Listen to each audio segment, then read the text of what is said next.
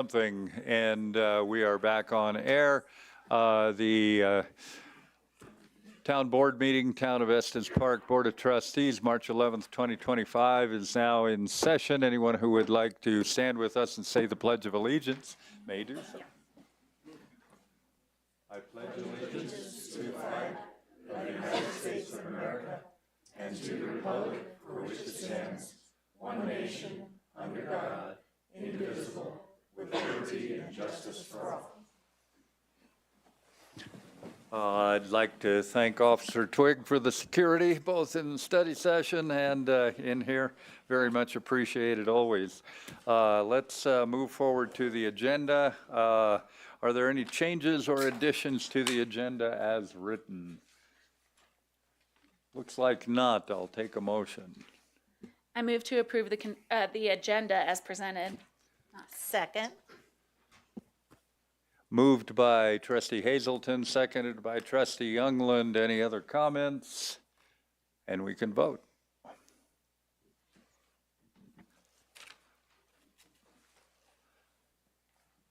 Agenda is approved as written.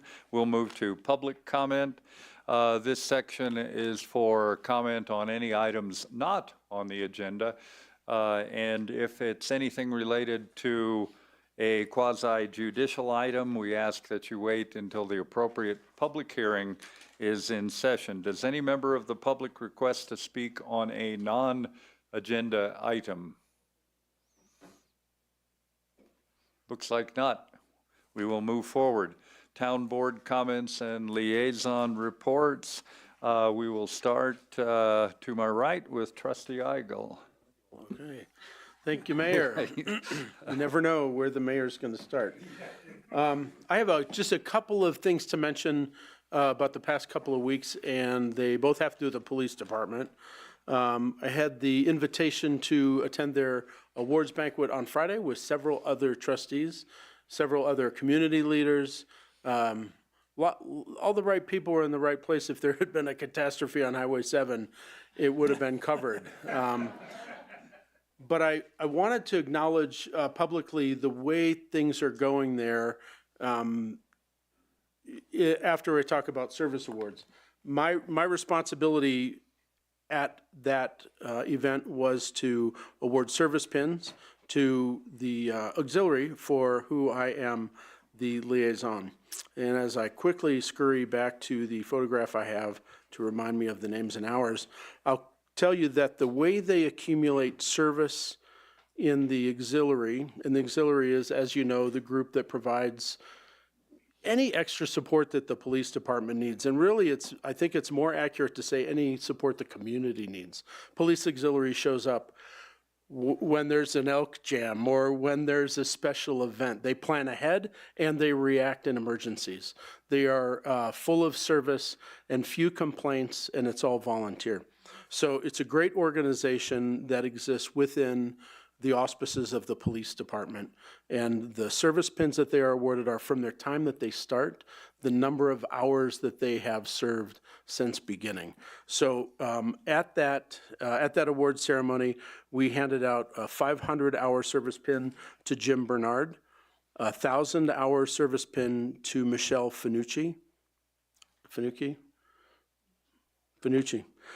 Steve Arnold at 5,000 hours. Now the next one's kind of a funny one, and this is the guy, I don't know if it's smart for me to publicly acknowledge that when this guy drives by in the auxiliary car on Friday morning in my neighborhood, I know that it's trash day and I forgot to put my trash out. The police auxiliary has been, I think, pretty valuable with our wildlife ordinance, and as much as it drives me crazy that they're checking my trash can, I think that it has really improved on the number of bear, human, trash encounters, and I think it's decreased, and it's probably a lot because of this gentleman. Oh no, okay, David White. Not only 6,000 hours, but in the same year he got to 7,000 hours. So he spends a lot of time, but I know he's coming by Friday mornings in my neighborhood to check my trash. Lori Bradford was the last one that we awarded that night, 7,000 hours. Now they all they all perform all the time, tirelessly and selflessly. They're very quiet in the background, but they really make a difference in our community. So I wanted to acknowledge them for that. And now my comments on the police department in general are not from a list, but being in the room that night, there was a tangible feeling of very positive energy and connection between the folks that were there. And it's not very often that you see the entire police department, save a couple of folks, in one place at one time, unless there's a crisis going on. But to see all of those people in one place, enjoying each other's company, in a positive environment, they were being recognized for accomplishments throughout the year, was really something. And it was a difference for our community in the last few years. Some of the highest profile news stories have been about the police department. And I think that we have such a positive move going under the leadership of our Chief Stewart, seated in the back of the room. I think there's one leader that this town administration selected that has brought together a leadership team that's really making a difference in an important part of our community, in an area that some of us thought was maybe we weren't going to win this, but he is really making some positive strides. So publicly, I thank Chief Stewart and the entire police department for the hard work they do to serve the community. And that's my report. Thank you. Trustee Lancaster. Well, I also went to the banquet, and Mark put it so well, I'll just say ditto. It was very inspiring and humbling to be around such great people, and they really serve and are a real asset to this community. I did want to take a minute to mention, at the last meeting, I said something to, we were reviewing our self-assessment, and I made a comment as that it'd be nice if we heard about it earlier. Well, we did hear about it earlier, and I just missed it. It was in one of our updates, and I just wanted to say that. Town Administrator Mahalik did send it to us in an update about a month prior to that. And I read those, and it just didn't register, and I didn't think about it until the last minute, but I wanted to make sure it's on the record. He gave us plenty of notice. He's doing his job. He took care of it, and mea culpa, that was all my fault. So just set the record straight on that one. That's it. Thank you. Mayor Pro Tem Sinek. So I wanted to make sure we knew that I missed the police awards banquet. Especially, I wanted to make sure that Officer Twig hears that I missed it, because I was down in Denver at the CAS legislature meeting, but I wish I had been there. So I want to talk about the CAS legislative meeting, but first, I also, earlier that week, I spoke at the Community Information Academy, which has a bunch of citizens in town that meet and learn about the town and have classes from each of the departments, and it's just a great academy. I think a few people on this board have taken it. I didn't think I could speak for a whole hour. I think I spoke for like an hour and 15. I'm never really too short of words, but sometimes I just run out of vocabulary. But I think it's a really good academy, and it had great questions, and it was kind of fun, really fun to do. I also went to the CAS legislature meeting, and just a few highlights.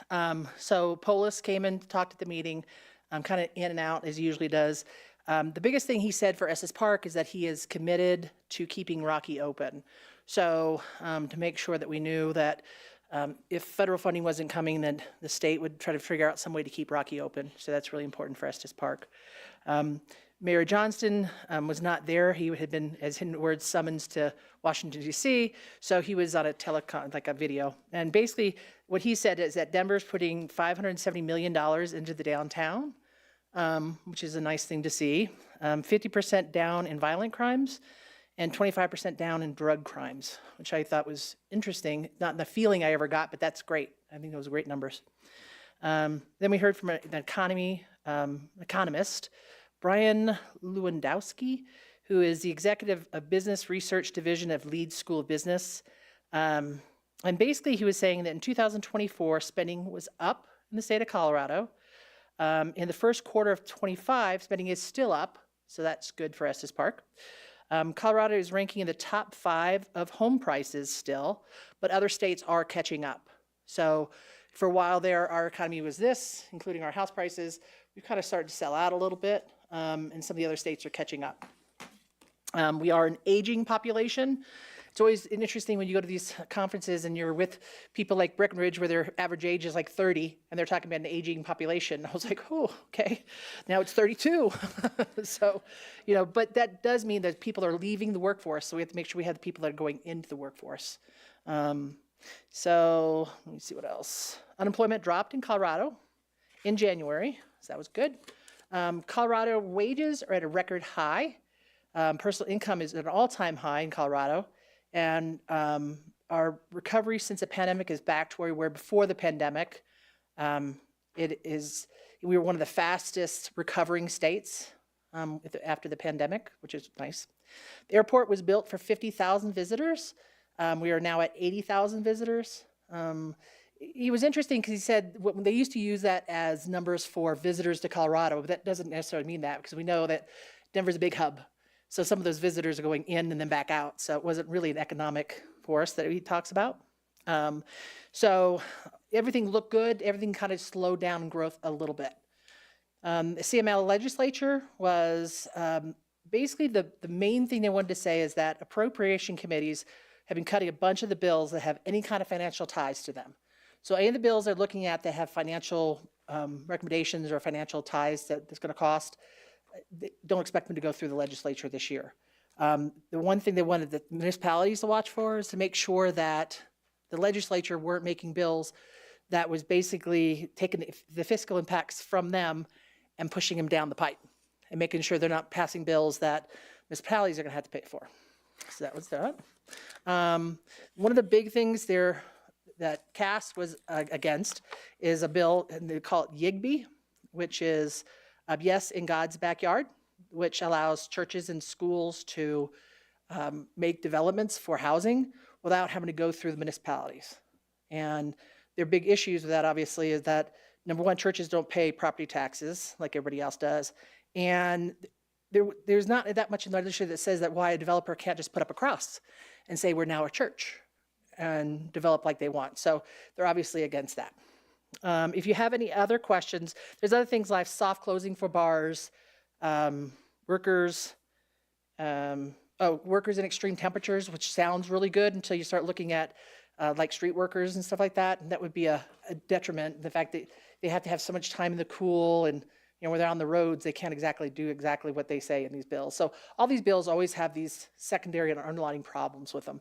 But if you have any other information on these bills, just go to cmla.org. They talk about all the bills that are going through or not going through and why. The one thing that I thought was interesting is that a lot of the municipalities were talking about summer-long fire bans due to the cuts in response to fire suppression. So we might just watch what kind of cuts happen, especially in Rocky with fire suppression, and decide whether we want to do a fire ban because of that. So, and that was about it. Thank you. Thank you. A couple items. Yeah, I'll echo everything that Trustee Eigel said and add one comment on how important it is, not just the frontline folks, the ladies and gentlemen in blue that are out there helping us in every manner of safety and security, but all of the folks in the back offices and dispatch and in the front office here, how incredibly important the whole team is to the success of that operation. But yes, I agree. We got the right guy in charge. We're headed in the right direction. Some of the statistics were amazing that Chief Stewart was able to provide. Great stuff. We're on the right track. I've gotten a lot of contact about Rocky Mountain National Park from local, state, and national sources. One of the points I make is how important national parks are overall. There's a reason Teddy Roosevelt and Enos Mills and all of those started those things, not just for fun and athletic adventure, but also for mental health of America, if you will, how important those are. And so certainly ready to personally support in whatever way I can, and I stay in touch with the superintendent out there, and he knows if it gets down to just him, I'll go man one of the entry booths if we have to, so we'll be covered. Women's Day Fair was this last weekend at The community center, I was able to attend that. It was a very good event. I hope they had great attendance throughout the morning, and I hope that's something that they continue to do annually. Very good event. I also took a tour of the recycling center down in Boulder a couple weeks ago with a few folks from the town and from the recycling group here in town. Pretty impressive, pretty amazing machinery that they have. How they invented that stuff, I'm not sure, but it does indeed separate all of those things that we throw into, well, actually, we don't take it down there, but other people throw in on the Boulder side. Ours goes down to Larimer. And I assume they have some interesting machinery too, which I haven't seen yet. A lot of other things, you know, I do a lot of stuff in between these board meetings. Those are a couple of the main topics. I will continue to move toward getting a lot of my activities that you'd be interested in, maybe, into the board packets is where we will be publishing those rather than the minutes. So in future packets, you can look for your mayor's script of what he's been doing in the last couple weeks. And that's all that I have, and Trustee Youngland will take it from here. Thank you. I too want to echo Trustee Eigel's comments. I do want to add one of my own, and that is for those that probably don't know, the Sheriff's Department helped out our police department so that all of our dispatch people got to go to the ceremony and also helped on the streets. And I just want to give a big shout out to the Sheriff's Department allowing that to happen. I think that was very important for all of our employees to be able to attend and not have to worry about if the streets were going to be safe or if there was going to be calls made. So it was a great night. Definitely kudos to Chief. So let's see, after the trustee talk, Marie Senek and I hosted last Thursday, I believe it was, and we had a pretty good turnout. There was, I think, about 8 or so. Discussion mostly around housing and development. Probably not a big surprise, but we had good conversation. I would encourage anybody and everybody to make sure they go to those. They're very casual. We try to let everybody have an opportunity to talk about whatever subject they want to bring up and ask questions about. So pass that on to your neighbors or your friends to get involved that way. ROAC, which is the Regional Opioid Abatement Council. Really, the only thing I have to report on that, we're continuing to review and hear requests for this year's round of funding. That's going smoothly. No surprises there, but that's always interesting. You can watch those. You can look at the dashboard. I don't have the website up there in my head, but it would just be Larimer County Regional Opioid Abatement Council. Let's see, last Wednesday, I finally, after 4 years, over 4 years, took the time to see our judge in action and went to municipal right? court. Yes, and I guess I hit the best day ever. I got to sit in on 2 trials. Wow. It was, Judge Thrower was like, oh my gosh, Cindy, you hit jackpot today because we don't generally have trials. And if so, they weren't vehicular. So it was fun. It was definitely fun. I would encourage anybody. And I really felt it was important because, you know, the judge is one of the employees that the town board is responsible in their hiring and also their review. And I was really wanting to get to see him in action, see how he handles the public, and before I reviewed him. And I would just highly recommend any trustee or community member come first Wednesday of every month. Like he said, it's usually not this exciting, Cindy. I'm like, okay, well, I'll give it a try next month, maybe. But he does a wonderful job for our community, very passionate, has good empathy. We missed you. I think you were out of town. He goes, Mayor's usually here. So anyway, if you have a chance, drop in and get to know our judge for our community. I think that's about it for me. Thank you. Trustee Hazelton. Yeah, a few things tonight. First, also attended, guess where I was last Friday at the PD banquet. And I wanted to publicly congratulate the restorative justice folks who received, commendation. And there were 2 former employees. One is Becky Weller and the other is Kathy Wagner. And then volunteer of the year was Jim Carr. So really thankful for those folks and their efforts in moving restorative justice forward. And speaking of that, at the banquet, Trustee Eigel and I kind of riffed on each other a little bit about making speeches or comments, and I joked that I wasn't going to speak at all. And then I went home and totally kicked myself because I missed a significant opportunity to publicly thank Melissa Westover for her leadership of that organization through this kind of interim situation in between staffing changes.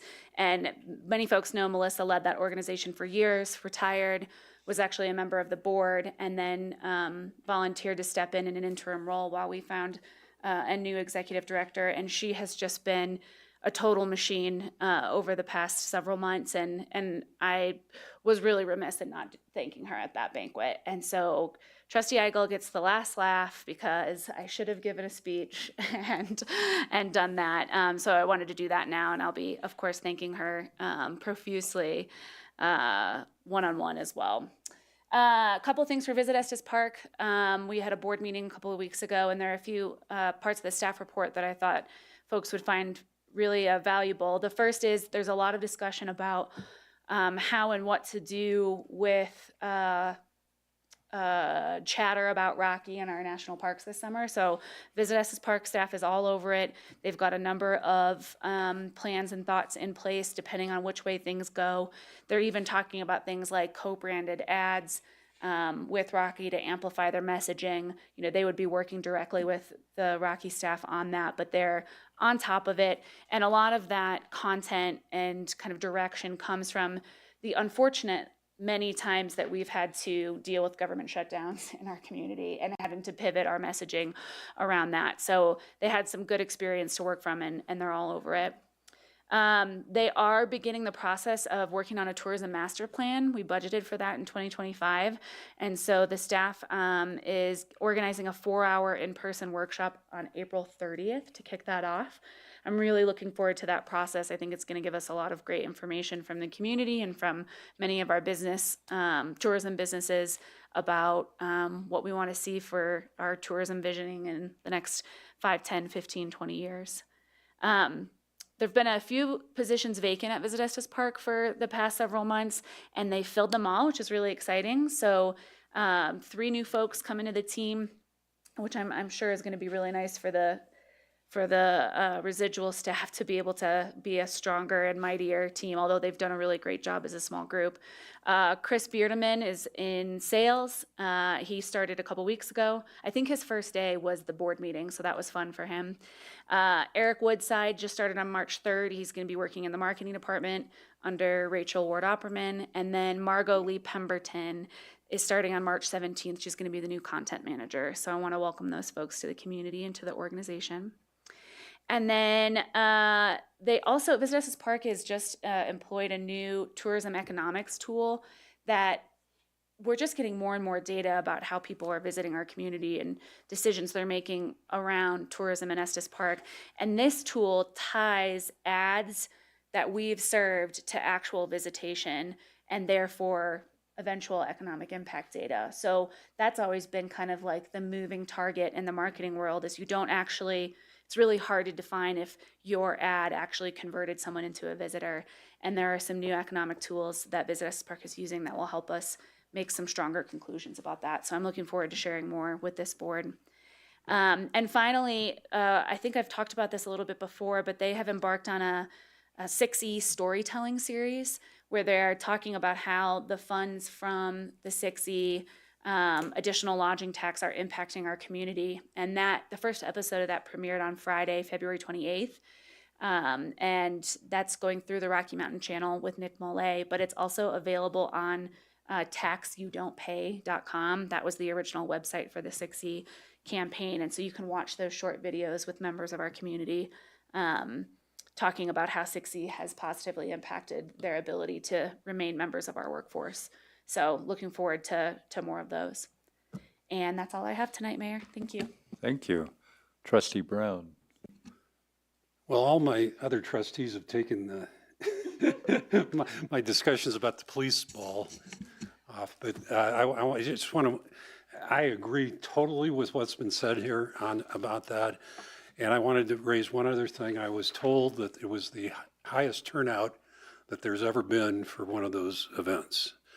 So that speaks volumes about how we feel about the police department now. So I would like to thank Marie for the report on legislative matters. That's really important to keep in front of us, and appreciate you doing that. There is one legislative thing you didn't mention that is kind of important, I think, to the community, and that is a funding associated with trying to get Sundance Film Festival to Colorado. And I believe it's passed one of the chambers and it's now going to the other chamber. So it's an important element of that, and you know, I suspect we might not get it without that funding. So that is another thing that will affect our community. A couple other things, as I've said before, I'm the liaison to the Housing Authority, and I've observed over the last year some real confusion in the community about workforce housing, about attainable housing, about affordable housing, and what that all means. So I've written an article I've submitted to all three papers, and hopefully the Trail Gazette takes it. It's a few more words than it's supposed to be, but be that as it may. And it's just a thing designed to inform people about these terms and what they mean in our community. Because I think there's a lot of confusion about that and a lot of conflating of these terms together. And so hopefully that'll clear the air. It's not designed to advocate for anything at all. It's just designed to deal with the definitions themselves. I went also to the recycling thing. That was fascinating. It's a shame that it's not where we send our recycling, but you get a sense out of it anyway. And then the last thing to mention is Trustee Lancaster and I are doing interviews for recommendations of appointments to the Housing Authority. The Housing Authority has grown to the size that it now is required by state law to have one of their board members be somebody who has actually received services from the Housing Authority. So fortunately, we got 2 applicants, which is great, and we're going to be interviewing them on Friday and coming back to this board with a recommendation on that. And the only other thing to mention, and I don't know how to mention this exactly, but at the study session, we decided we're going to do an executive session about the Olympus Lodge relating to instructions for negotiation. So we'll see whether that is something that is dead for good or might be resurrected, and we'll see where we go with that. I don't know how the board feels about it, but we'll find out. So, and that's all I've got. Thank you. All right, thank you. I'm glad I made it to the EPPD since it was the event of the year. I was actually, the day before, I was way down at the bottom of New Mexico, and my Subaru had a problem. And I wasn't sure I'd make it back, and I just kept saying, there's no place like Estes, there's no place like Estes. And I made it. So there you go, Chief. We'll move on to the town administrator report. Mr. Mahalik.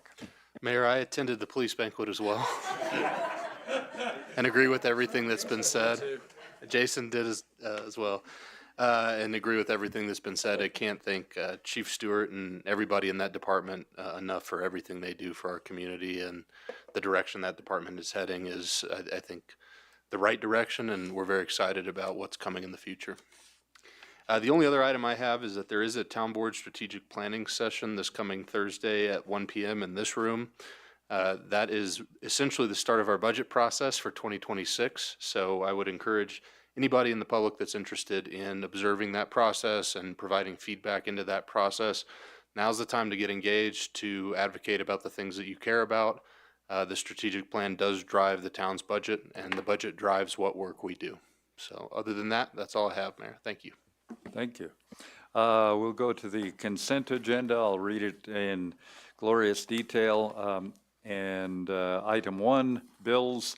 The website link is shown in the packet and the agenda online. Item 2, town board meeting and study session minutes dated February 25th, 2025. Item 3, transportation advisory board minutes dated December 18th, 2024, and February 5, 2025, acknowledgement only. Item 4, Resolution 1825, 7th modification to the reimbursable agreement. I won't read the numbers and letters, with the Central Federal Lands Highway Division of the Federal Highway Administration for the Downtown Estes Loop Project. It's a mouthful. Item 5, Estes Valley Public Library District Board, appointment of Peter Benton to complete the term of Marlis Polson beginning March 11th, 2025 and ending December 31st, 2027. Does any member of the public, including trustees, request to have an item removed from the consent agenda? If not, we can move. Mr. Mayor, I'd make a motion we approve the consent agenda as it's presented. Second. Motion to approve by trustee Eigel, second by trustee Hazelton. And any other comments? And we'll vote.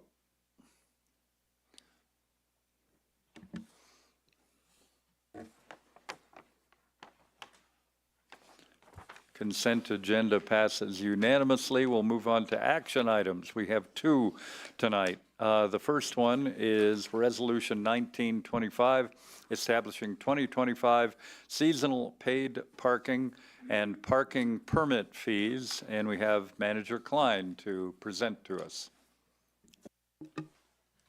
Thank you. Good evening, Mayor and trustees. I feel it is my duty to tell you I did not attend the police banquet this week, so there's that.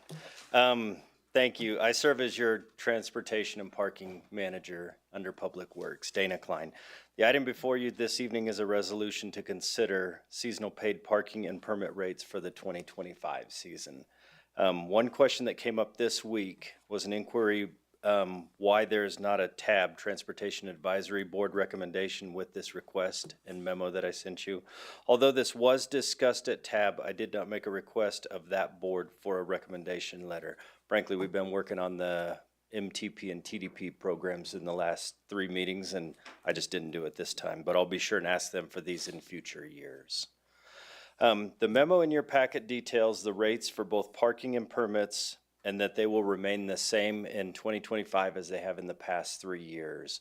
One of the reasons for this was due in part to the stated interest to evaluate the changes to downtown traffic flow in 2025 attributed solely to the completion of the downtown Estes Loop. As it details in your memo, the paid parking season this year would run from May 23rd to October 29th, or October 19th. May 23rd to October 19th in 2025, and these dates run concurrently with the timed entry at the national park, their timed entry season. The program is for 682 stalls, same as in years past, that will be in the paid realm of the downtown area. And as a reminder, 69% of all of the parking stalls in town, of the 2,174 spots, will remain free, and 33% of the parking in the downtown core will remain free this season. And the permit program, which we gave you a table within the memo that has those rates, will once again offer a local 120-minute free option for residents of the R3 school district. So with that, happy to answer any questions you have, and thank you for your consideration. Before I turn it over to the board, does any member of the public have a request to speak on this item? And I should mention, I know we had a late-breaking email that we received that was sent to the trustees, so, and it should be also on the public email forum. Presumably all of you have received that. Any member of the public wish to speak on this item? Seeing none, we'll move to the trustees. Comments and questions for Manager Klein.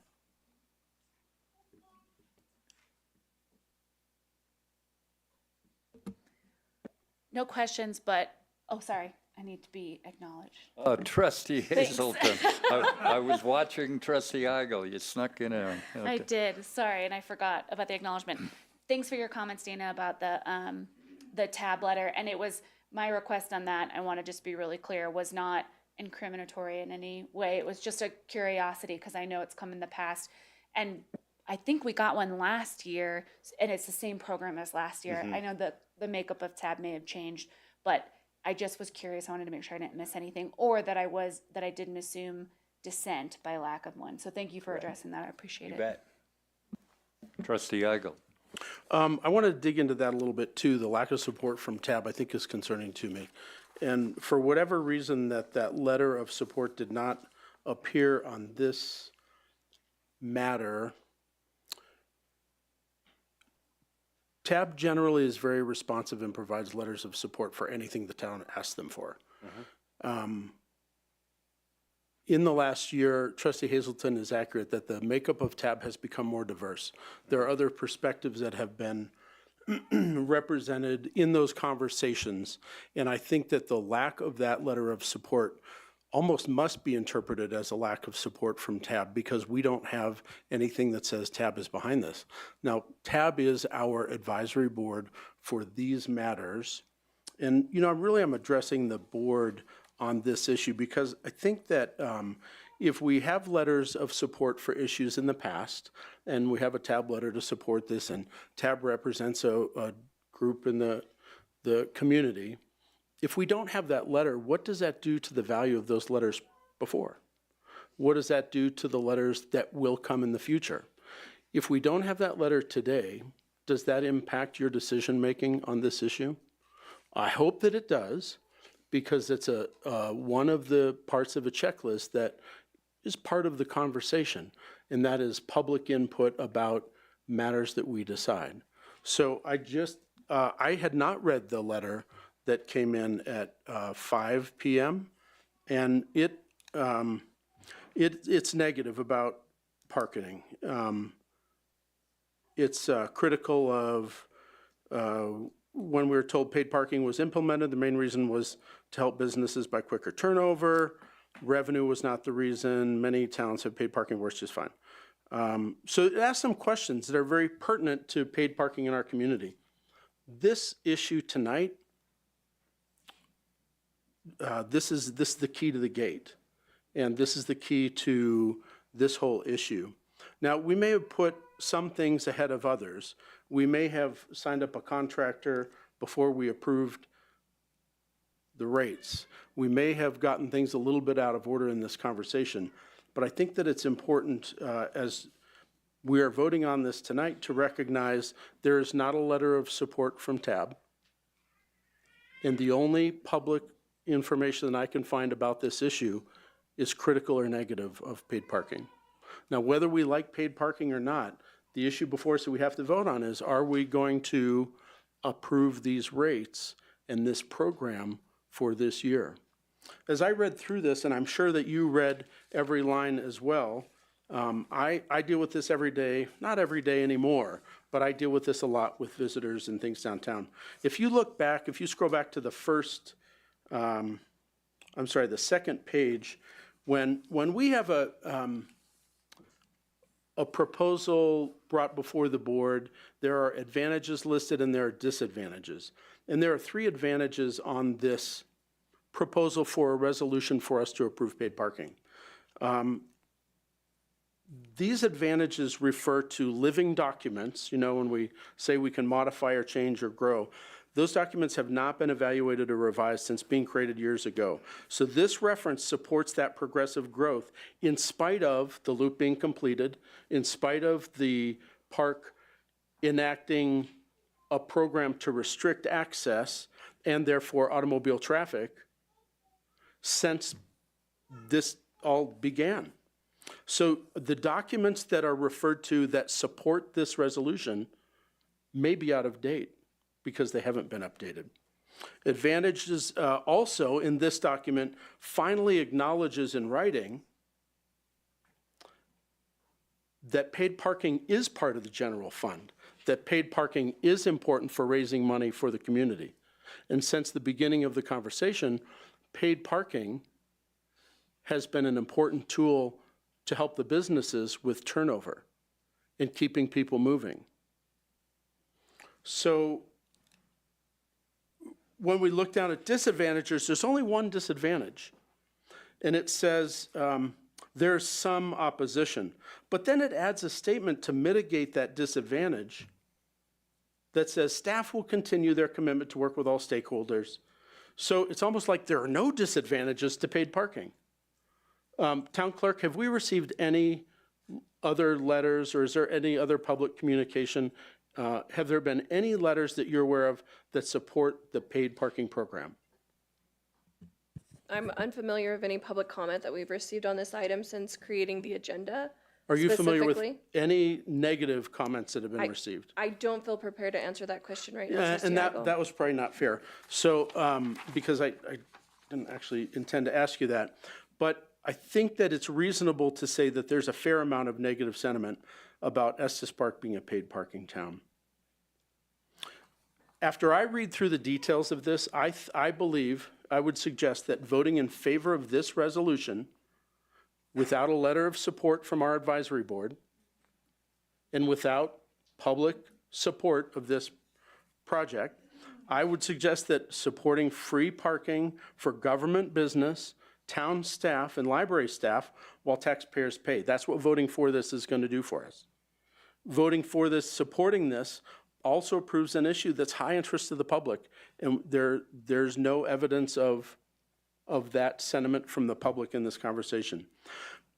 And here's, I think, the biggest thing is that by not using this as a control to, let's call it pilot program, sometimes use pilot programs in our community to describe temporary situations where we measure the success or test a process. If we go forward with this, we give up the opportunity to test the effectiveness of the project that cost our taxpayers $4 million and our federal taxpayers tens of millions of dollars. And I have more gray hair, and so do a lot of people in town. So we have the loop that is complete, that was designed to alleviate many of the issues that paid parking is also intended to mitigate. So we have 2 things, but one is done, not negotiable, it's complete. They also are doing timed entry at the park, which has reduced that load. So I would suggest that voting for this is the last chance to evaluate this in our community. Is this what we need? And it makes a statement that Estes Park is a paid parking town. So my sentiment from the community, I'm here elected to represent the sentiment, is not to support this resolution. And that's input that I get from residents, visitors, businesses. So as a representative, that's the direction I would go on this. I haven't posed one question to Dana. I have made observations from my read of the document that we have been asked to vote on. And I appreciate the time to make those comments. Thank you. Trustee Hazelton. Yeah, just a couple of follow-ups. Trustee Eigel, I appreciate your passion about it, and I think it's a testament to how much you care about the visitor experience and the resident experience in our community. So I do respect the passion, even if I disagree on a couple of things. One is that I think TAB, if they wanted to give a letter of support or dissent, that's their prerogative. It's their choice to do as an advisory board. It's not a requirement, in my opinion. And I don't believe they give us letters of support for every single transportation option we may consider or project. They're there to advise and discuss with staff, and eventually, sometimes they do make those recommendations and those are helpful, but I don't think a lack of letter equals a lack of support. In my opinion, it's just a lack of letter. It's not an additional piece that we consider in this. And I don't want there to feel like we're making an assumption based on that, because we actually haven't heard from them. They could have written us a letter saying, we hate paid parking and we don't want to see it, and we don't have that in front of us either, so we could assume the opposite. Well, we don't have a letter that they hate paid parking, so we must assume that they support it. And I feel completely the same with you, that we want to isolate factors about the effectiveness of our previous projects, but to me that means we have to keep everything else constant, because the one factor of the loop has already changed. So to me, it's done and it's completed. So if we maintain the parking system as it's been for the past 3 years, that allows us to keep the rest of the environment constant. So I think we're arguing kind of a similar point, but with different perspectives on how that would be effective. So I still remain committed to paid parking. I think we've seen that it works from our numbers. I think it's really fair to keep, especially in the economic chaos that we're we're facing as a town, or not as a town, as a nation, that I think keeping the paid parking fees the same makes sense to me. We have talked about this before multiple times. I'm prepared to support it because I think we have had plenty of opportunity for people to share their input on it. I've also heard from members of the community who have been supportive of paid parking and have seen that increased turnover, have seen some of those benefits for our downtown experience. So I think, we represent, that's the beauty of this board, is we represent different segments of the community. So I think we've had plenty of discussion on it. It makes sense to me to keep things as is. I think staff has done a great job of getting before us several times over the winter to share their input on this, and I'd be ready to support this moving forward tonight. Oh, thank you. Trustee Brown. When's the next TAB meeting? Next Wednesday. I would propose that we get input from TAB before we act on this. If we can just defer this to the next meeting. I think Trustee Eigel's point about what input we've got from TAB is limited at this point, and I would be interested in their own evaluation of how it went this year, as well as do they support or not support paid parking on an ongoing basis? So I would, I think it's likely in the end I'll probably support this, but I do think it makes sense to get some input from TAB before we act on it, because it is somewhat controversial. There are supporters and there are detractors. So let's see what TAB has to say about it. I will say there is a timing issue with that because of the way that our resolution is written. We have to approve rates by March 15th. So I'm not sure from a town standpoint or a council standpoint. I believe if the board is taking action towards moving that, I defer to Attorney White on this, but if the board has asked us to reconsider the date of the consideration of adoption of the paid parking fees, that the municipal code section that requires adoption by March 15th could probably be overridden by the board's decision to move that to a later date. I defer to Attorney White on the permissibleness of that.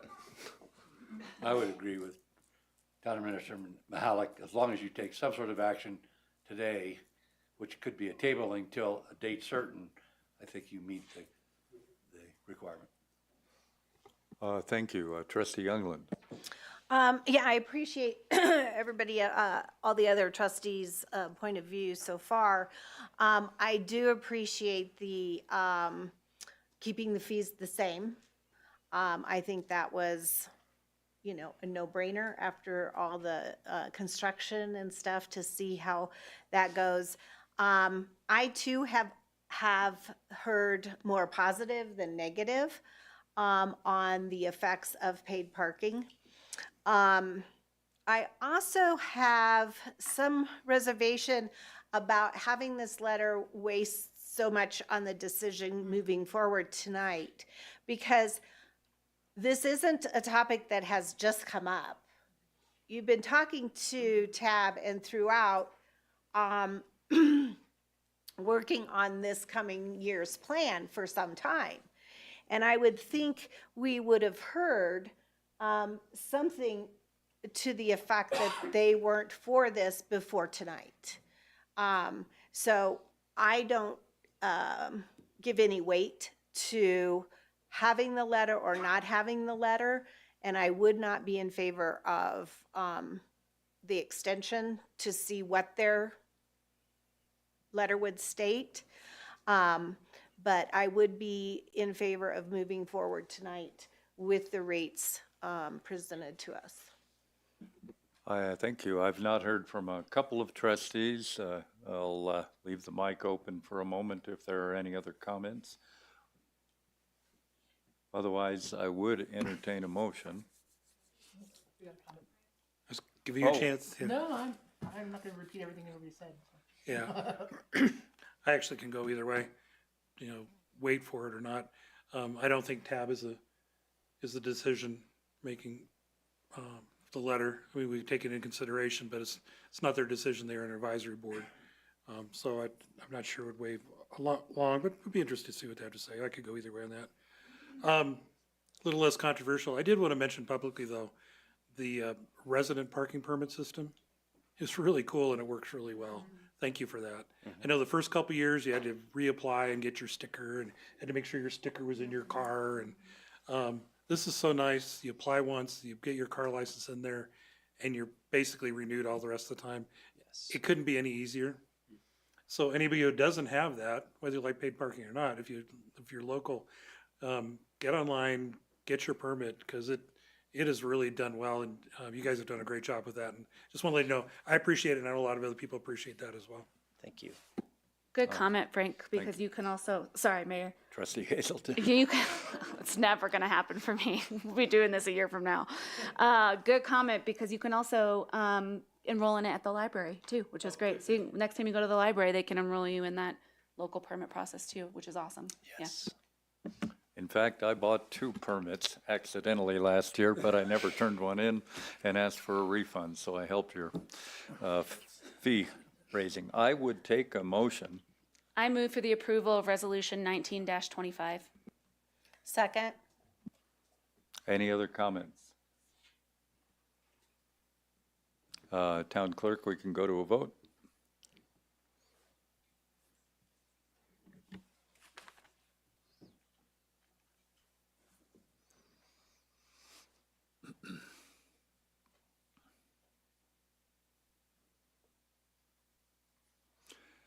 The resolution, it's a resolution, right? Passes 5-2.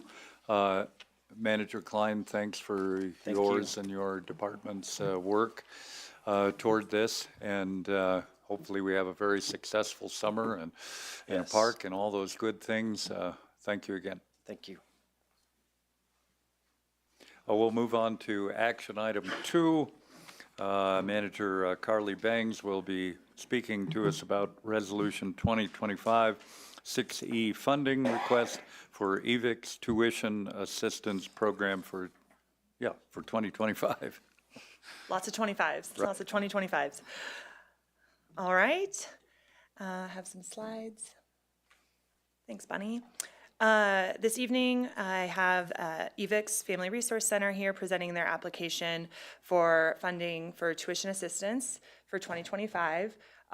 You've heard a lot about the program already. You received the 2024 report in your packet. That was a required report that was received at the end of January. And so there's lots of information about how those funds were distributed last year. As you know, CCAP was frozen, and so EVIX was able to step in and utilize 6E funds to serve families that would have otherwise been recipients of that program. So that's a huge feather in our cap that we were able to do that as a community, and that we had EVIX to be able to support those families and administer those funds.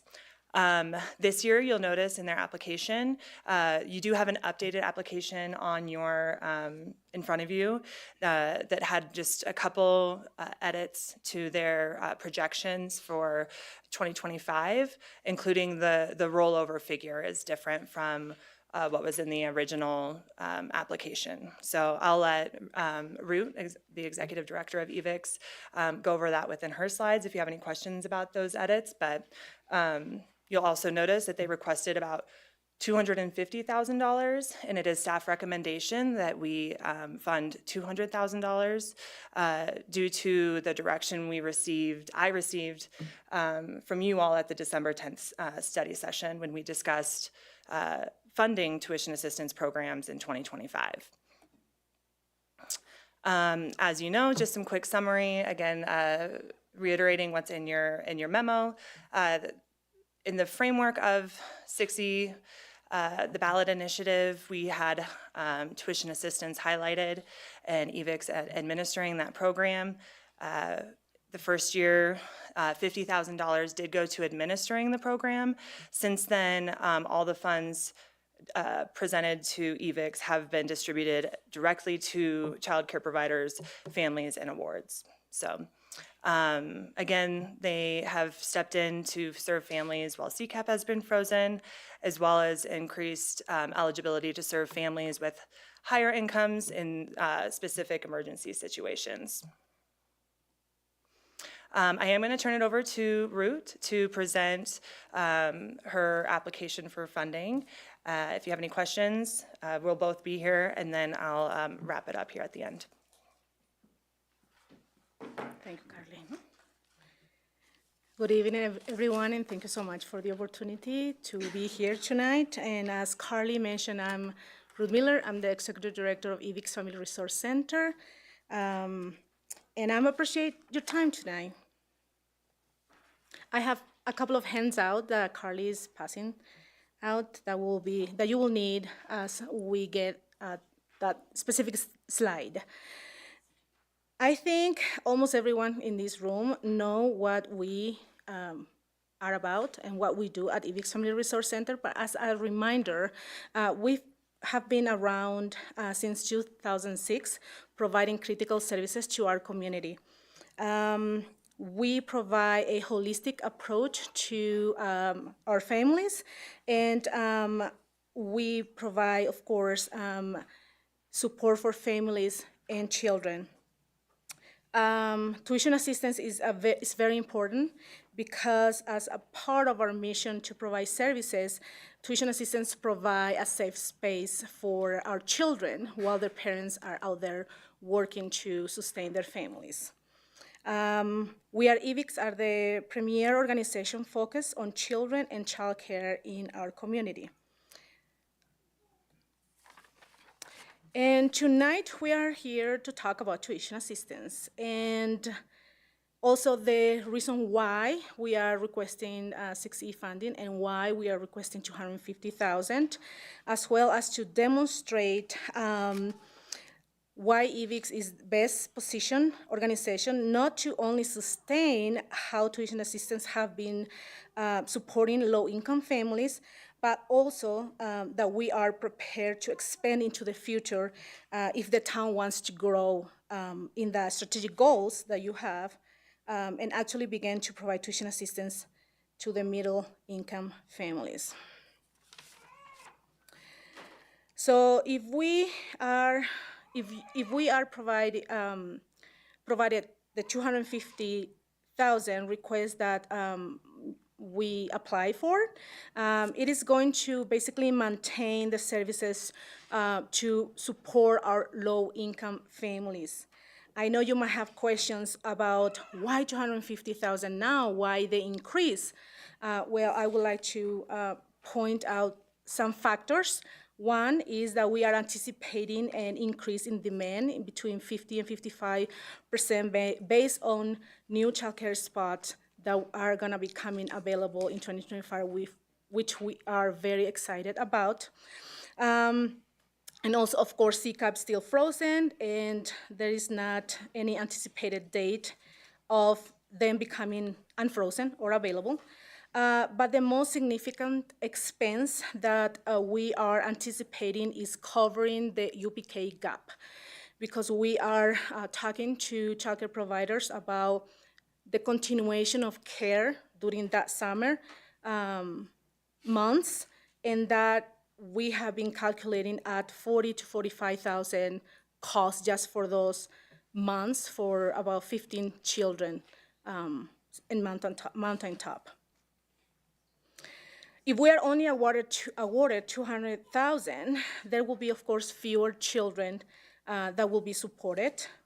I wanted to present you also some options in case, if there, in the perfect world, if there were funds available, and said we were able to expand to a 300,000 program, not only the children that we are projecting to support with 250,000 will be supported, but we can also project and increase and immediately implement supporting middle-class income families and support the strategic strategic goals of the town. I have more details in the handout that you have there, and we can discuss also this in the later presentation. And I would like to say that we are prepared to meet the strategic goals of the town, and now I want to demonstrate why EVIX is a good investment for these funds. First of all, EVIX cares about the people in our community. We are integrated, a part of this community. Since 2006, we were integrating, building relationship, building this program that helps meet the people's need in the Estes Valley. We became very deeply embedded in the Estes Valley community. We have key partner organizations, other nonprofits that we help each other. We communicate well with each other. We are very connected to the critical demographic of our community. But more importantly than that, we are trusted by the people who needs our services the most. We are trusted by the people who need childcare. But EVIX does not just care. We are actually very good at providing services. We are an effective organization. We have been doing tuition assistance programs since 2006. And just in the last 2 years, we have seen an increase of 61% in usage of the number of children, jumping from 36 children in 2023 to 58 children in 2024. And based on the information we have, and we are working on at in our staff level, and the numbers of slots becoming available, we anticipate another 50 to 55% increase in numbers of children, up to 90 children, just in the current AMI, for the lower 80% AMI of the demographic we are serving currently. Now, tuition assistance is why we are here. But that is not all that EVIX does. Our approach is holistic, as I mentioned. We help provide a lot of other resources that makes us the family resource center that we are. And as we are continuing providing tuition assistance and other services, we have grown and modernized and continue to evolve to provide those critical needs and services to our community. So we can be best at what we do. We have new online application, online portal. However, we know that many of our people are not there yet. They have difficulty with technology. So we have also applications in a paper form and other source of documentation that we can help them as we are supporting and serving them. Now, we are just not good at what we do. We just don't only care. We are good and we are efficient, and we want to demonstrate our good stewardship of taxpayer grant funds. I'm a little bit under the weather, so sorry. I think I'm gonna use this. If we are going to say that we are good, and good investment of taxpayers' fund, I think these next 2 slides will impress you and demonstrate the work that we're doing. Just discussing the administrative costs that EVICs provide. We provided in 2024 more than 92,000. Now, previously in our application and other reports, you might seen a much lower number of 42,000, and that numbers represent only the staff member salaries. We, in preparation of this presentation, and as we are moving into the future and calculating all what takes to administer this fund, we really dig into those costs. So the number that the numbers that you are seeing there represents the total funds that were invested by EVICs in the execution of tuition assistance in 2024. With the program, or with an average of the program of $3,000 per child. However, I want to mention that it depends on the AMI bracket that the child is at, and also the days of assistance that the child needs throughout the week as well. So in average, it comes up to $3,000 per child. Now, we do not just use taxpayer dollars. The taxpayer dollars are partnered up with other donations, whether that is a private grant or individual donations. All that comes together to provide a really good stewardship of our taxpayer money. And I would like to give you the other handout that you have on hand, right? That gives a little more detailed breakdown of the return of investment of the taxpayer dollars. I would like to demonstrate the efficiency that is showing the 2024 numbers. As in your handouts describes, you can look at the 2024, at the 2024 incredible return on investment. So if that handout that you have really breaks down in details the amount of dollars spent in both in tuition assistance awards and the overhead cost, that almost come to $350,000. So with that, the town 6E funds being partnered up with other resources, the taxpayer receive 110% return of their investment. And the best part of this is that 100% of the 6E2 funding goes directly to the children. It does not cover administrative costs. We come up with that. We cover that, and that's our part in supporting our community in the Estes Valley. So if you funds our $250,000 request, what is 2025 is going to look like? So let's look at that next slide. In 2025, we absolutely need the town's continued partnership with the 6E funding. Like I said before, $250,000 will maintain the services to that lower income families and will meet the demand that we are projecting in 2025. We are preparing for the increase in the number of slots that we are going to be that we are creating in the community, and also the increase in childcare, especially the summer, that UPK gap that's going to happen during those summer months.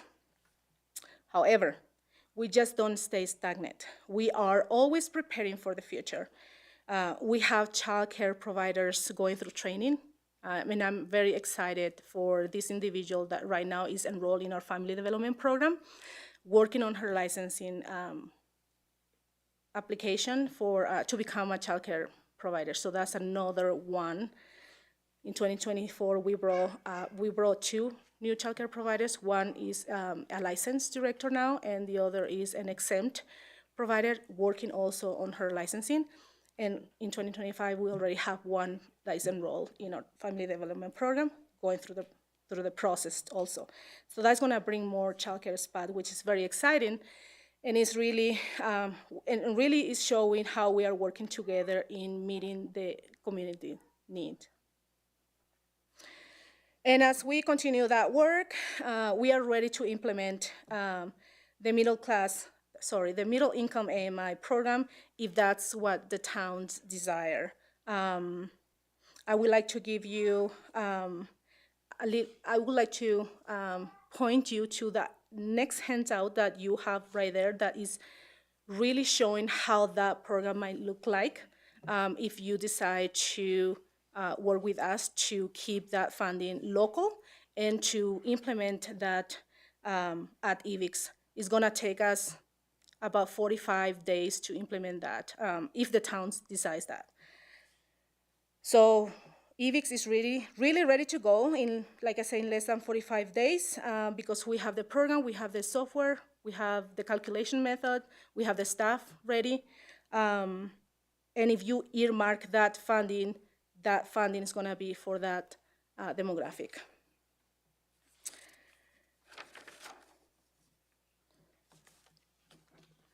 I also, Ruth, can I ask you a question just about that?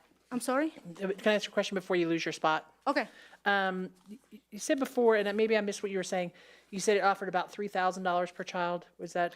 Like I said, that's like an average. If you take the total amount of the funding that we spent and you divide by 58 children, that's the average. But however, there are children they need 3 days of care during the week. There are children that need 5 days of care, and there are children that are 60% AMI, 70% AMI. Right, It so an depends on average. where they are, but that's an average. Okay, so then I was just looking at this tuition assistance expansion proposal, and you had down here for 8 kids was $49,780. So I'm just trying to figure out if we're talking about $3,000 for the lower income, but we have the higher income for 8 kids for almost $50,000. How is that working out math-wise? Mhm. If you look at the handout that I provided to you.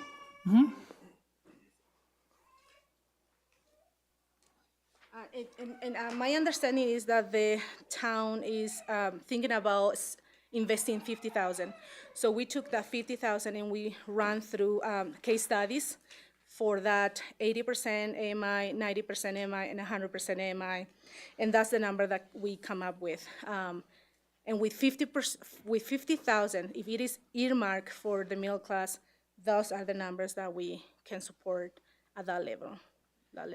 Okay. Real quick, we are going through the cost modeling that will have a more specific number. That is projected to be, that report will be ready in April, and we'll be able to present that data to you. This is estimates based on their data and information, but we are going through that formal process with the grant that we've received from the Buell Foundation. Okay, great, thanks. Yeah, I'm just trying to figure out, it just, when you said 3,000 and I looked over here and there's 8 kids on this handout for 50,000, I was just trying to figure out where that number was.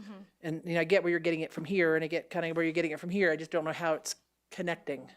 So, but maybe with that other study will help In better. our early projections, we're looking at double that, simply because what the parents will be paying will be more than what we would be subsidizing. So with the 50,000, just again from August until the end of the year is what we're looking at too for that 50,000.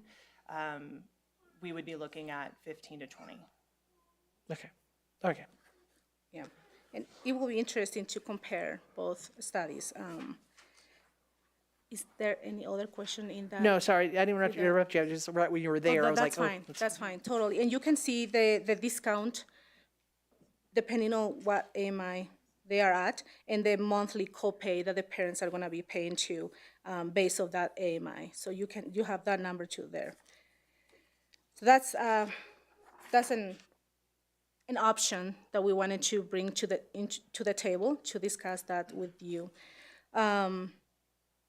So I think it's very important also to discuss what will happen, like hypothetically, if CCAP is unfrozen during the year. What will happen with the funding that we are receiving right now, right? Like I said, it's very important to talk about that. There is no sign that it's going to happen. We've been actually just today discussing with the CCAP staff about where they are at, how many children are on our waiting list, and there is not sign that it's going to be frozen this year either. But if that happens, again, of course we will, the way we work is we point our families to CCAP first. Those who qualify will move into the program, and those who don't qualify or let's say they are making a little bit more of the entry level, we will continue providing them that support. But if the need decreases because CCAP is open or unfrozen, we will. There's two options that I wanted to discuss with you. One is providing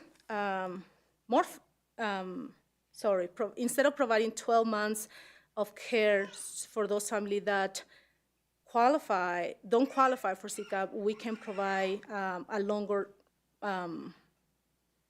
number of months of care, up to 18 months, if that's what the towns will accept as well.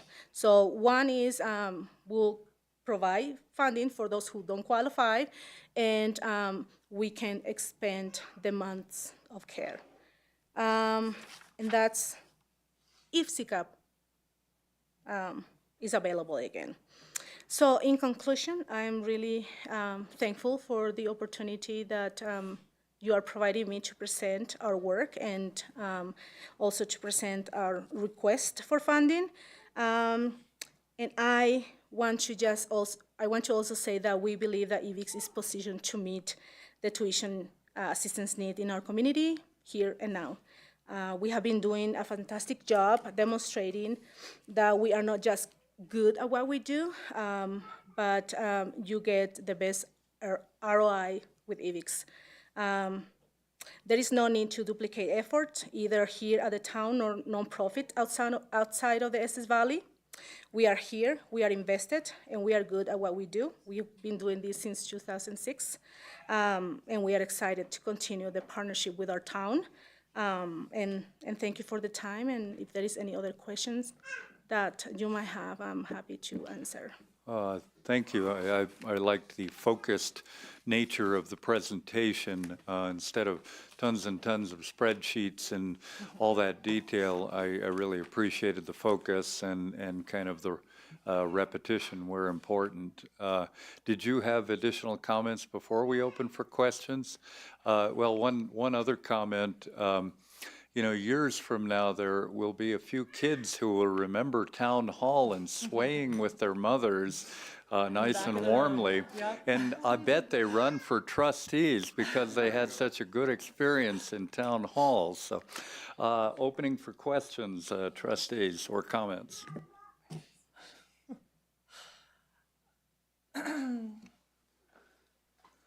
Trustee Brown. So I am very encouraged to hear that there are going to be 26 more slots. Is that right?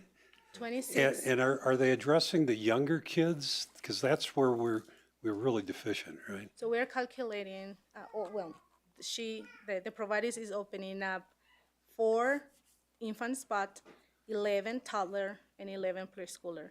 And like I said, we are working with a new provider. And if she finishes her training, she can provide services as a provider license exempt, and that will be about 6 new spots. And once she gets her licensing, that will increase up to 99 spot. Sorry. Okay.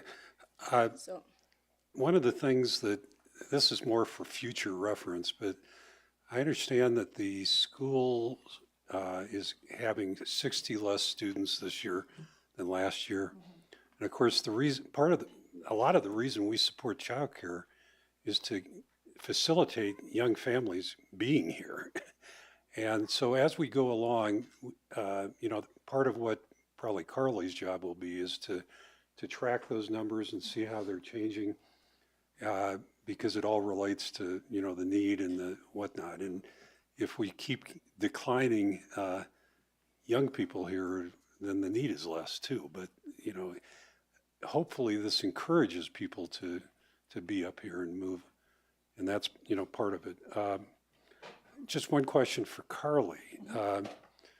The staff is recommending 200,000, they're applying for 250,000. What's going on there? Yeah, as I mentioned in the December 10th study session, when we were looking at tuition assistance funding for this year, I received direction from you all that we wanted to allocate what was presented in the funding plan, $250,000 going toward tuition assistance as a whole. I recommended that 50,000 of that go toward the awards for the middle income tuition assistance program, which again, is we're working with funds from the Buell Foundation to do the cost modeling for that, as well as working with our partners at the county, Early Childhood Council of Larimer County, and the platform that they currently use for middle income tuition assistance, Bridge Care. So we are going through cost modeling right now, the report for that. They had a couple more interviews to do, but it should be finalized and ready for you guys to view in April. And then we'll bring an action item in May to fully execute and move forward on the establishment of that program. Applications open June and July, with distribution beginning in August. So awards would go out for middle income August, September, October, November, December. So if we approve 200,000, we might approve 50 in the future, is that? Yes. Okay. Yep, so we're only allocating 200 of that to EVICs and their assistance, including CCAP. And then we were holding that other $50,000 for later in the year when we'd be distributing it for the opening of that middle income assistance. Okay, and I presume, Ruth, you principally currently address only people under 80% of AMI, is that right? Under 80% AMI, with the exception of hardship and Okay. That's kind of difficulties. short-term But stuff, yeah. But our system is ready to calculate co-payment and process it up to 120% AMI. So the system is there. Thank you. Trustee Lancaster. So along the same lines, I was looking back at my notes. Ms. Banks, about, so that we did say we'd give 50,000, that's the LCCF program? Okay. What's currently being administered by ECCLC is LCCF, or the LCCF. Larimer Child Care Fund. Okay. We would have a Associated with bucket United Way. within that would be specific to Estes. So if we gave all 250 to EVICs, we wouldn't have any money to give to the LCCF. As it was program. Presented in the funding plan, yeah. We So would there's have- other We would have funds to come up with available. additional money to help support that and diversify where our money's going, which is what our discussion was back in December, right? Just refreshing my memory here. Yep, and that's, again, just based on the funding plan that you guys approved. If we wanted to use other discretionary funds, we could do that. But right now, we are planning on putting 250,000 into tuition As- assistance. It's just not all 250 with EVICs. Correct. Okay, thank you. Other questions or comments? Trustee Youngland. Thank you.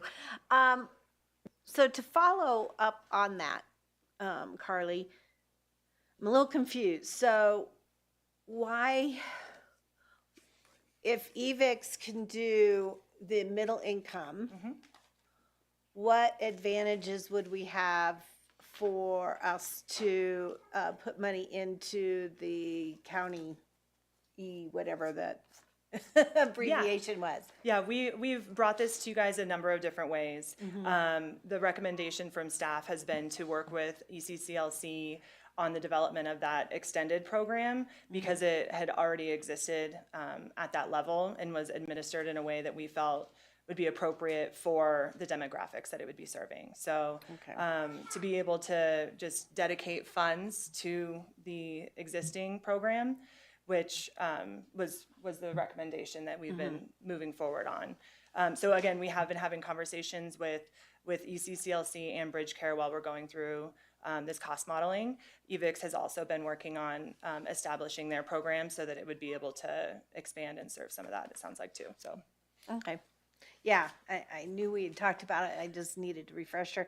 Another question to clarify, Root. I don't know if we can go back to the screen, but it showed 92,839 as far as expense. There we go. Yes. So I just wanted to clarify that's administration costs. Yeah. But that doesn't just isn't just for tuition assistance, because you guys do a lot of right. other services. So I just wanted to clarify that that's not just for tuition assistance, that you guys have so many other services, which EVIX originally never was intended to do that. It was initially started to do the scholarships and assistance there. So you've evolved and improved and expanded, but that's for all your services. So The 92,000 is for the administration overhead cost of tuition assistance. We took salaries, we took workman's comps, we took rent, we took the software that we use. We went really and we dug into really how much it costs us or how much we invest into administering this, so the 6E can be 100% dedicated to the awards. right, but what I'm getting at is you also do other services besides that. And Definitely. that comes into play in those figures.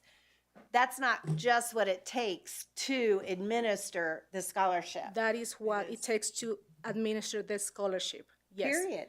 Yes. So it's not, so the staff time to do the diapers or the staff time to do any of the other services isn't included in that? That is included in the other administrative costs for the family resort, for I would say for the family development services that we have.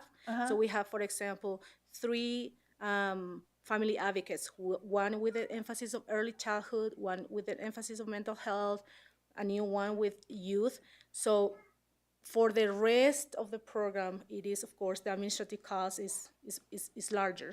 But we took that, just this program, and we, like I said, dug into really how much we invest in our program, and that's the number that we discovered and we come up with. Oh, according good. to I'm our glad I calculation. clarified, because I was Yes. not understanding it in that respect. So I thought you had misspoke. I apologize, and I'm No, this is glad okay. I Thank you. got it corrected. Thank you.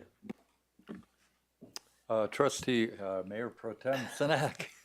I have a quick question for Root and then a question for Carly. So you talk about the critical demographics, which is great. And I'm wondering what kind of outreach you're doing, number one, for the Hispanics for sure, but also like the Asians, because I know that their population is increasing in Estes Park, and I've understood from the school district that their younger population is increasing, and their needs are obviously increasing. So what kind of outreach is EVIX doing for the other demographics, and the Hispanic demographics, all the demographics, I should say? Yeah. So we are really investing in outreach right now. We want all the people, all the families in our community that might qualify for the assistance and they might not quite understand or know about what we are providing right now, that they will know. So we are doing a lot of community outreach, social media, newsletter. We are increasing our newsletter by a lot just this month. And we've been receiving that feedback of people getting the information. Just this month, and here is Angelina. Just this month, we had 4 new applications. So I think we are, and I believe we are doing a great job in outreach. You want to speak a little bit about that? I can add to, we've partnered with the Pediatric Center just to have our flyers there. We had a meeting with some of the doctors so they know like what else EVICs can do. And so we're working on just getting involved in other mom groups. And I think our other services just help share the word too. So our childbirth classes, any other outlet that families come in for, we share that we have programs and opportunities that can serve them, so. Okay, and we always were looking to try to how we outreach to people who have language barriers. And I just want to make sure that we're outreaching to all the demographics, especially the increasing ones that we don't have a lot of resources for. You know, we've come a long way in our resources for our Hispanic population, probably not as far as we need to go, but we've come a long way. And I don't think we've come a long way with some of the other newer demographics. I want to make sure that we're touching those. Yeah, definitely we are, and our mission is to serve everyone. Regardless of their race, regardless of anything, our job is to reach out everyone in our community that needs the support and the services that we provide. Great. The other comment I want to make was actually about Carly. And I have to say that the one thing I didn't mention in the cast meetings is that Carly's name comes up a lot. On the state level and in the cast meetings, that Estes Park has a devoted child care manager. And I just want to make sure that we know how important that is because the other communities do not have one. And I hear about it all the time. Every time we mention it, they're like, what? And these are all communities that have a heck of a lot more money than we do. And they're just really impressed that we have a child manager. And so I'm looking forward to the point where we get a program that all these don't have to come to us. I say this every time we go through this. All these don't have to come to us, and they go directly through you. So I'm looking forward to that program being developed. Trustee Eigel. Thanks, Mayor. So I have a couple of questions. First is if this resolution, the way it's written and proposed is to allocate $200,000, if we want to change that amount, what is involved in that? Can we just have that conversation and it's written the way we vote? Yes, you can just vote to amend the resolution to say 250,000 or whatever you desire. Okay. Second question has to do with CCAP being frozen with state and federal funding.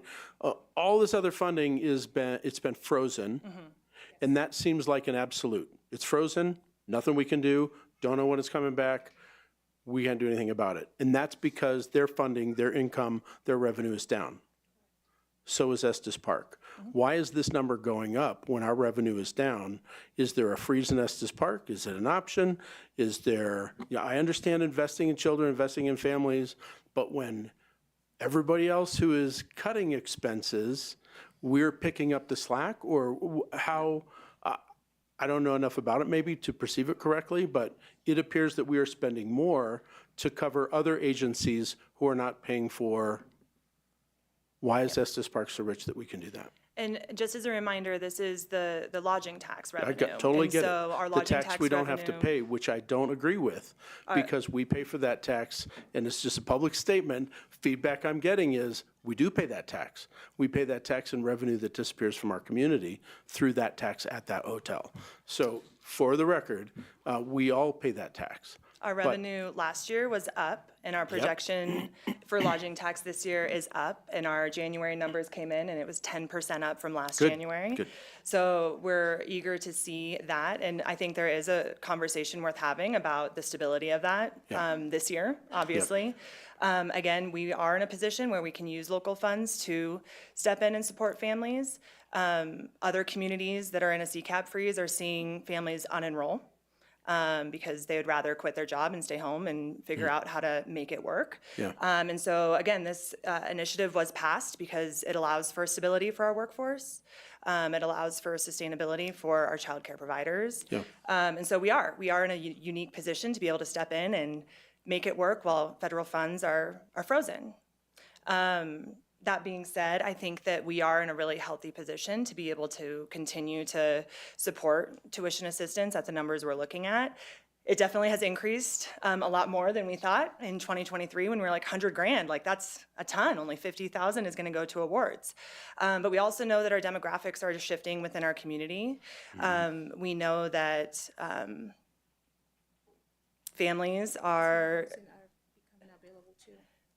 and housing is housing's becoming available. Ruth's also on the Housing Authority Board, so we get to talk about all those things. So yeah, we're seeing shifts, and I think the cost modeling again is going to tell us a lot about who's currently being served and how some other families are making it work. I think we're seeing a lot more, nannies come in and different situations that are allowing for middle-income families.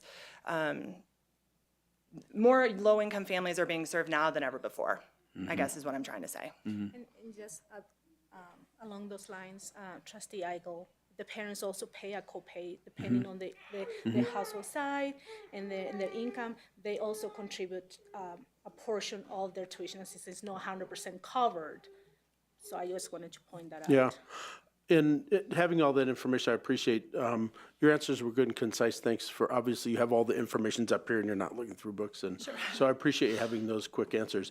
I would support funding the whole application at $250,000 and changing the resolution. That's where I'm feeling on that. I think we have to invest in that segment of the community. And I keep hearing how much we have available, and that was the intent of it. So I'm in favor of supporting the whole application and changing the resolution. Well, I could probably yield to Trustee Hazelton, but I'm going to make one little comment first. I guess my only thing is that we're assuming we'll go from 58 to 90, which is great, all right? And I'm not sure how to word this, but is there a way of we saying that we're going to give a portion now and allocating another portion depending on the numbers coming in? Is that possible? Is that just mess everybody up? Does that, that kind of thing? Because I don't want to say, oh, great, we're doing 90 people, 90 kids, and find out that it really is 62 kids, and we've already allocated the money. And that, what I'm saying is I don't know if that's going to be the case, but when you're giving the money out and you're giving out $250,000, not for my own personal thing, but, you want assurances of that. And I didn't know if there was a way of splitting that up or not. And I'll yield to other discussion, but that's just a thought that's going in my head. When it comes to the funding distribution, similar to what they did this year, it can always roll over so if they only serve 60 kids and they have money left over at the end of the year, they can continue to use those funds for awards up until a year from the contract, is how it's written now. So they don't have to spend it all by December. If they have funds left over similar to this year, they were able to use last year funds up through February, March. And would we issue, just to piggyback on that, then do we typically issue that as like one check for like whatever the amount is versus, I know in the past we've done split payments based on wanting to check in before the second payment goes, but this normally it would be a single payment. Yep. Okay. I feel strongly that we need to reserve that $50K for what we directed staff to reserve it for in December. And I think I want to see the results of that, the cost modeling. We did that with intention. I want to see what our numbers come from. I do appreciate this very much. Having literally like trying to listen with one ear and read this through in the meeting, I'm not sure I feel comfortable buying into the middle income proposal at this moment in time. I would need more time to sit down with this. I would need more discussion amongst the board, and I would like it to be in conjunction with the cost modeling. So I just wanted to make that comment that I feel really strongly that we should reserve that $50K until we have that report in April and we can examine it in conjunction with what EVIX has presented to us tonight with their proposal and, our other potential approaches. And that's not a criticism on you, Ruth. I really appreciate having it. I just don't feel prepared enough to make a decision on it because I haven't had really ample time to review it. I'm decent at multitasking, but not that good. So There'll be a decision point before we stand up anything, and there'll be an action item that's brought to you. You can't get rid of me for the rest of the year. But any program that we would stand up, we would bring to you as an action item. Right. So at that point, I'll make sure that we present not only the cost modeling, but what the framework or MOU would look like Perfect. with ECCLC, as well as EVIX's proposal. Excellent. Yeah, and I just want to hit home that point. That $50,000 has been set aside to address middle income. Right. And I personally do think it behooves us to see through what we've already engaged in when it comes to cost modeling. And then, at the appropriate time, we can come back when we have more information and say, well, gosh, it costs more to administer this or do this program through the county than we thought. And at that point, maybe it makes sense to look at EVIX as an option versus ECCLC. My point is that I think that decision point is a couple of months down the road still. Totally agreed. Thank you. Trustee Lancaster. I agree with that. I think we had this discussion before. We can always revert if the LCCF or the ELCC doesn't work out, or if their overhead is too much. Sure. East, whatever, yeah. I was thinking of it as the LCCF. But I think there's also some wisdom not putting all our eggs in one basket when it comes to supporting tuition. I think it's important for people to understand, we're still talking about putting $250,000 towards tuition assistance. It's just dividing it up and having a little diversity in how we're doing this. And I think there's some wisdom in that, unless we can find some reason why one is much better. So you came with that recommendation. I trust your judgment on that, and I think I would support that as well. Seeing no other lights on, I would entertain a motion. I would, I move for the approval of Resolution 2025 as it's written. I'll second. Any other comments? We can vote.